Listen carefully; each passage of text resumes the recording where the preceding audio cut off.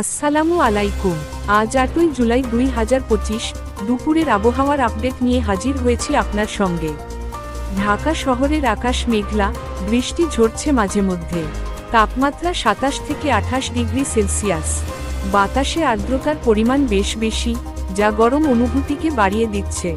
ঢাকার পাশাপাশি চট্টগ্রাম, সিলেট ও বরিশাল এলাকায়ও ভারী বৃষ্টির সম্ভাবনা রয়েছে।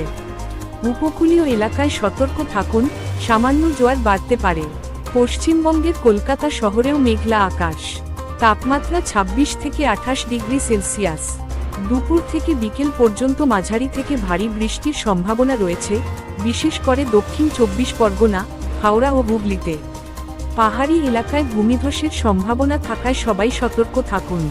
আজকের দুপুরের আবহাওয়ার আপডেট এ পর্যন্তই। আপনারা সাবস্ক্রাইব করে রাখুন প্রতিদিনের আবহাওয়ার আপডেট পেতে। ধন্যবাদ।